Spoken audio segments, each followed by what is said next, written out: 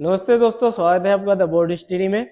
आज हम वीडियो लेकर आए, थंबनेल देखकर आप आए होंगे कि टॉप 10 4 मार्क्स क्वेश्चन जो पूछे जा सकते हैं बोर्ड एग्जाम में, जिनके चांसेस ज्यादा है। ऐसे मैं आपको 10 क्वेश्चन बताऊंगा। ऑब्वियसली ये वीडियो उन बच्चों के लिए होने वाला है जिनकी तैयारी अभी बहुत कम है, एक महीने ही बचा है एग्जाम में। तो मैं इन क्वेश्चंस को बता रहा हूँ, तो इन क्वेश्चंस पे आपको पहले ध्यान दे लेना है। क्या इनके अलावा नहीं करना? अगर कर सकते हो तो करना ही, और जो कुछ नहीं कर सकता उन्हें तो ये तो करना ही। ठीक है, चलिए 10 क्वेश्चन पर हम बात करेंगे। आपने अभी तक चैनल सब्सक्राइब ना किया हो तो please do subscribe the channel, और वीडियो को शेयर जरूर कर अपने दोस्तों तक। देखो बेटा, जितने ज्यादा वीडियोस हमारे लोगों तक पहुंचेंगे उतना हमारा काम करने में मन लगता है। और आपके पास अगर फिजिक्स के नोट्स अवेलेबल नहीं है तो आप हमसे परचेस कर सकते हैं। आगे हम बढ़ते हैं अपनी वीडियोस में। ठीक है, चलिए देखते हैं शुरू करते हैं। सबसे पहले नंबर का क्वेश्चन है हमारे पास, intensity of electric field due to electric dipole in axial position. Axial position में इलेक्ट्रिक डायपोल का इलेक्ट्रिक फील्ड का फॉर्मूला निकालना। हिंदी में लिख दिया मैंने, विद्युत द्विध्रुव के कारण अक्षीय स्थिति में विद्युत क्षेत्र की तीव्रता। इसमें एडिशनल क्या कर सकते हो, मैं एडिशनल भी कुछ बताता जाता हूं, जो कर सकता है वो करना भाई। इसमें एडिशनल आप कोएक्सियल वाला सवाल भी कर सकते हो। कोएक्सियल मतलब इक्वेटोरियल पोजीशन जिसे हम बोलते हैं, इक्वेटोरियल पोजीशन, निरक्षीय स्थिति। क्या बोल सकते हैं हम? निरक्षीय स्थिति वाला अगर आप कर सकते हो तो ये इसका एडिशनल हो गया, है ना। कुछ ऐसे टॉपिक जो थोड़े से इंपॉर्टेंट है वो एडिशनल में बताते जाऊंगा, बाकी खास ये क्वेश्चन है जो आपको दिख रहा है। ठीक है, अगला क्वेश्चन होगा, derive the formula of capacitance of parallel plate capacitor. Parallel plate capacitor का कैपेसिटेंस का फॉर्मूला निकालना। ए एप्सिलॉन नॉट डी करके एक आंसर आता है। ठीक है, समांतर प्लेट संधारित्र की धारिता का व्यंजक ज्ञात कीजिए। और इसमें एक क्वेश्चन और जोड़ देते हैं कि if any dielectric medium present between the plate then what effect on the capacitance of capacitor. क्या अगर दोनों प्लेटों के बीच में कोई पराविद्युत माध्यम रख दिया जाए तो प्लेटों के धारिता पर क्या प्रभाव पड़ेगा। तो ऐसा क्वेश्चन इसमें ऐड हो जाता है। यहाँ से एडिशनल आप कर सकते हो। यहाँ का जो एडिशनल टॉपिक है सेकंड चैप्टर है, इसमें आप कर सकते हो potential due two point charge. Potential due two point charge, अच्छा डेरिवेशन है, ड्यू टू पॉइंट चार्ज। बिंदु आवेश के कारण विद्युत विभव की गणना। बिंदु आवेश के कारण विद्युत विभव की गणना, ये वाला कर सकते हो आप। अगला क्वेश्चन देखते हैं, self inductance of long solenoid and factor affecting. भाई एक लॉन्ग सोलेनाइड के कारण सेल्फ इंडक्शन का फॉर्मूला, एक लंबे परिनालिका के स्वप्रेरकत्व का व्यंजक, इसको प्रभावित करने वाले कारक।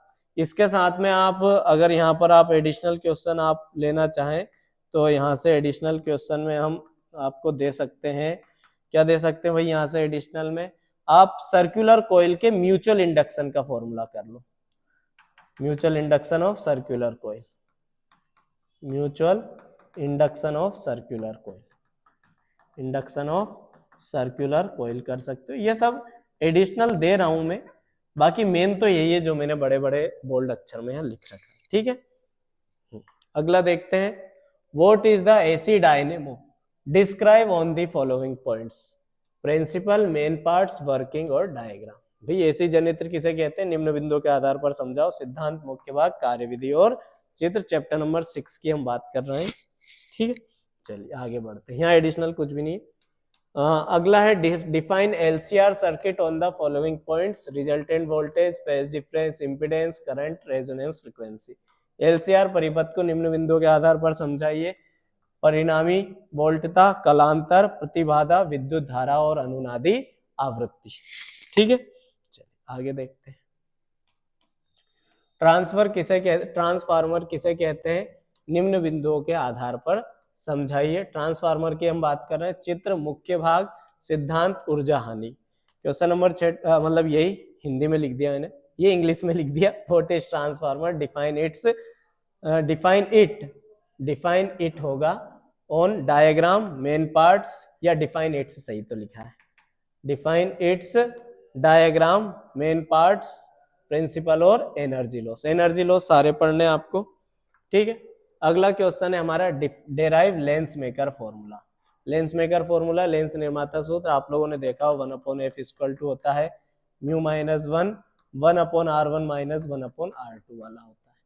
यहाँ से एडिशनल में आप कॉम्बिनेशन ऑफ फोकल लेंथ कर सकते हो, क्या कर सकते हो, कॉम्बिनेशन ऑफ एडिशनल में, combination of two thin lenses,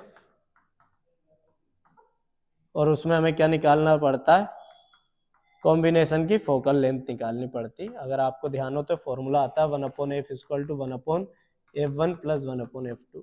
although ये लास्ट ईयर पूछा जा चुका है इसलिए कम चांसेस है, पर एडिशनल में आप रख सकते हो। चलो आगे देखते हैं। Prove that spherical surface, spherical surface के लिए प्रूफ करना रहता है गोलीय सतह के लिए, तो ये भी आप कर सकते हैं यहाँ से, ठीक है। चलो यहाँ पे कोई एडिशनल नहीं है। Prove that formula for refraction of a thin prism, material of prism, ये mu equal to sine del A plus del M by two होता है, डेल एम होता है एक्चुअल में sine A by two. Lens के पदार्थ के अपवर्तनांक का सूत्र स्थापित करना, ये वाला। यहाँ एडिशनल में आप कर सकते हो, एडिशनल में आप, अच्छा मैंने एक भी आपको ऑप्टिकल इंस्ट्रूमेंट नहीं दिया, तो आप सिंपल माइक्रोस्कोप कर लेना भाई, अगर एडिशनल में आपको करना हो, सिंपल माइक्रोस्कोप, ठीक है।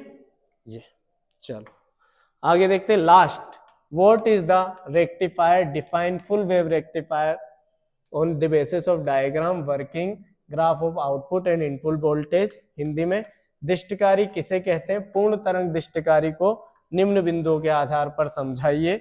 चित्र, कार्यविधि, निर्गत और आरोपित वोल्टेज का ग्राफ। यहाँ से एडिशनल क्या कर सकते हैं, तो आप हाफ वेव रेक्टिफायर भी जैसा ही है, सेम है, थोड़ा सा अंतर आएगा, हाफ वेव रेक्टिफायर कर सकते हैं एडिशनल में। तो आपका ये तो मोस्ट प्रोबेबल जो सवाल हो सकते थे टॉप 10 वो मैंने आपको ला कर दिए हैं।